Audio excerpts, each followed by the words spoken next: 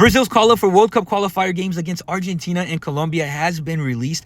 I have not taken a look at this list. It's my first time looking. So just so you guys know, this is a pre-call-up, which means there's 52 players on the list, but only 23 of these 52 players will make it against Colombia and Argentina. Now, the first player we see on the list, obviously right here, is Neymar. Let's go.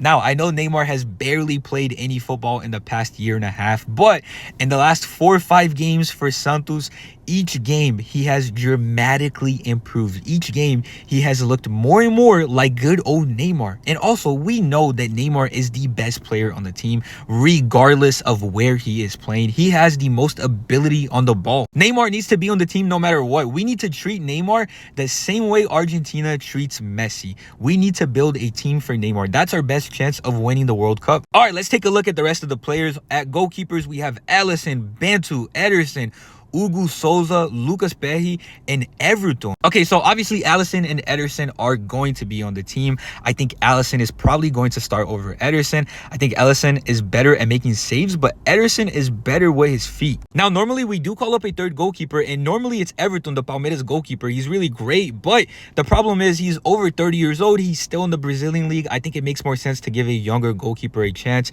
like Lucas Perry, the Lyon goalkeeper. All right, now let's take a look at the fullbacks, and let's hope there's no Danilo, bro. Please, no Danilo. All right, we have Wesley, Venderson, Arana, Douglas Santos, Alex Telles, Alexandro Abiné, and Dodô. No Danilo. Let's go, bro. Finally, Danilo has moved into the Brazilian league for Flamengo, and I guess he's not making the team anymore. Bro, he shouldn't have been on the team for the past like 2 years. I think for right back, we're gonna have Venderson from Monaco, and we're probably gonna have Dodô from Fiorentino. Now, the thing is, I hear that Dodô is really good at attacking, but I hear that he's not that good at defending, so that is a problem. Now, for left back, I'm sure we're going to call Abiné, the Lyon left back. Last time he got called up, he performed pretty well. He has to get called up. And then I think the other left back is going to be Alexandro and Alex Telles. Alex Telles just won the Libertadores, the Champions League of South America, and the Brazilian League with my Brazilian club, Botafogo. Alexandro, just like Danilo, also left Juventus and joined Flamengo in the Brazilian League. I think if they have to call Alexandro or Alex Telles, they're probably going to call Alex Telles. All right, now let's take a look at the center backs, bro. The zagueiros. Let's take a look. We got Alexandro, Beraldo, Danilo, Fabrício, Bruno, Gabriel, Léo Ortiz, Marquinhos, and Murilo from Nottingham Forest. And I think we have like 2 Flamengo center backs. Bro, I just realized that this Danilo is Danilo the right back, but now he's considered a center back. What are we doing, man? What are we doing? Can we not get rid of Danilo, bro? This guy keeps hunting Brazil. That's so disappointing, bro. I'm sorry, but Danilo's not good enough to be in the Brazilian national team. No, thank you. No, thank you. All right, obviously, Marquinhos should be on the team. Murilo needs to be on the team. I don't know why he doesn't get called up enough. We're probably going to have Gabriel from Arsenal. I think that makes sense. Beraldo from PSG. That does make sense. And then, I don't know, man. Léo Ortiz, he used to play. No, I'm sorry. He still plays for Flamengo, but he's like 28, 29, almost 30 years old in the Brazilian league. Same thing with Fabrício. He was playing at Flamengo. I think he just moved to Cruzeiro, but they're old. They're like 28, 29. And they're in the Brazilian league. I don't see much of a future for them, in my opinion. And I just looked up Alexandro. Alexandro apparently is 25 and plays in League One.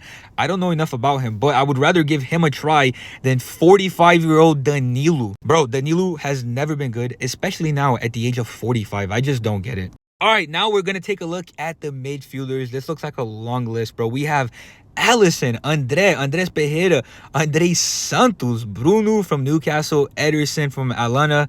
We have Gerson from Flamengo, João Gomes from Wolves.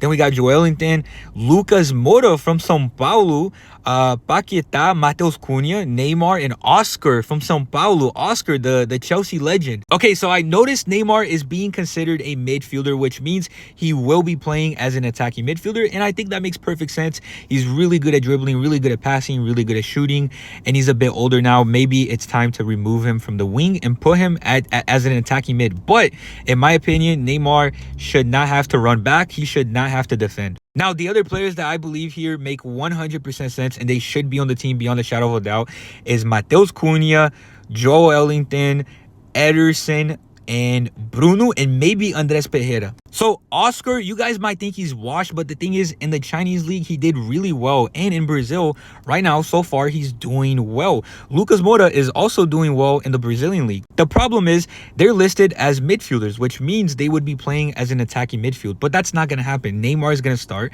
And then we have Matheus Cunha, who's probably going to be Neymar's backup for attacking mid.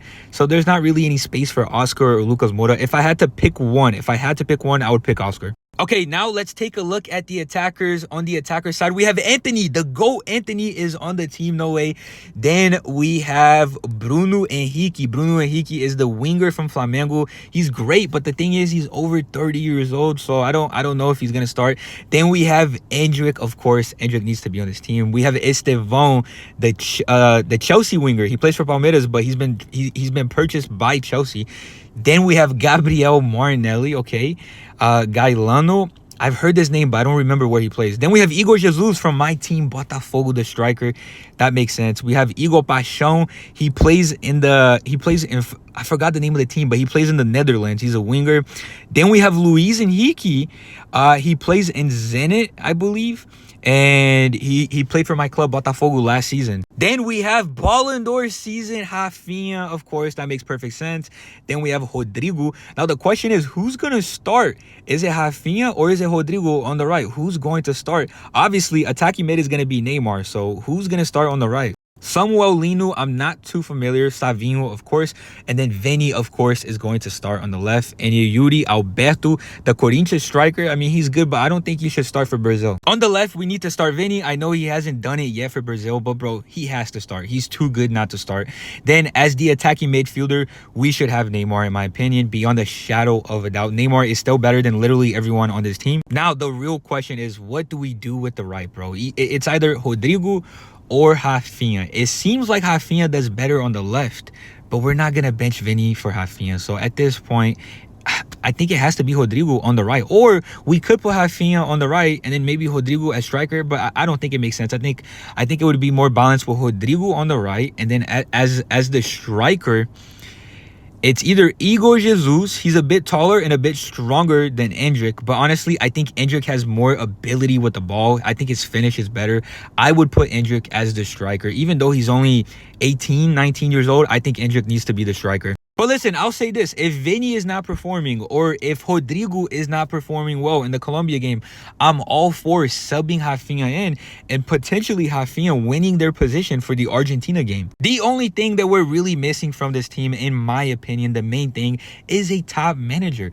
I no longer really believe Dorival is the guy, bro. I've given him a fair try. I don't believe he's the guy. We need a top manager. And when I say top manager, I'm talking about someone like Pep, bro. Obviously, we tried to get Pep. We offered him 12 million euros, and he did not want to take it. But, bro, go for another top manager, man. I don't think Dorival is the guy. If we get a top manager who builds a team for Neymar, I genuinely believe we have a real chance of winning the World Cup.